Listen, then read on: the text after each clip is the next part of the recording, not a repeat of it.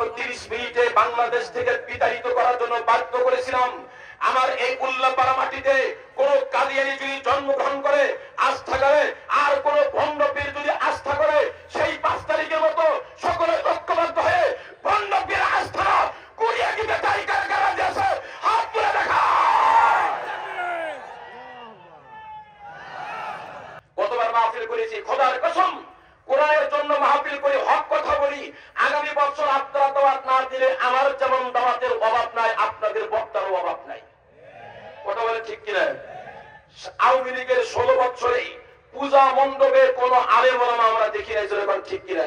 কিন্তু শেখ হাসিনা যাওয়ার পরে গত বছর দেখেছি, এই বছর দেখেছি টুপি পরে দাড়ি পরে পূজা মণ্ডপে গিয়া ভোট চাইতে লজ্জা করে না। কথা বলে ঠিক কিনা? এই দেশে 90% মুসলমান, 10% সংখ্যালঘু হিন্দু বৌদ্ধ খ্রিস্টান। কথা ভালো করে শোনেন, কারোর সাথে রাগারাগি নাই। 10% ভোটের জন্য তো কোন হিন্দু আমাদের ঈদগাহে আসে না, 10% ভোটের জন্য তো কোন বৌদ্ধ আমাদের মাসবাহে আসে না। তাহলে আমরা 90% ভোট দেওয়ার জন্য আসে, তারপরেও 10% ভোটের জন্য আমরা কেন হিন্দুদের পূজা মণ্ডপে যাই? কথা ক্লিয়ার? আইলা জাইলা করে আমরা এদেশে ইসলাম প্রতিষ্ঠা করতে চাই না, ন্যায় ভাবে প্রতিষ্ঠা হবে। জনগণ ঠিক কিনা?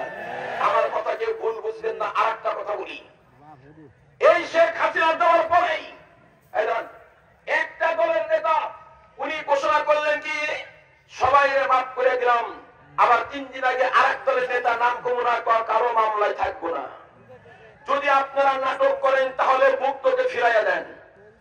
কথা কয় না? শেখ হাসিনা দেওয়ার পরে 10 বছর তো আওয়ামী লীগের নাম মুখে আসার কথা। কথা বলেন, এই নেতাদের আমাদের অভ্যন্তরীণ অনর্থকের কারণে আওয়ামী লীগের মতো ফ্যাসিস্ট সরকার 1 বছরের মাথায় লকডাউন দেওয়ার সাহস পাই কিভাবে? আমার তো বুঝে আসে না। এক দল কয় আমাদের সাথে আসো, আর এক দল কয় ওরা যখন এত দল হয়েছে আমি একলা মরবে কেন, তুমি আমার সাথে আসো।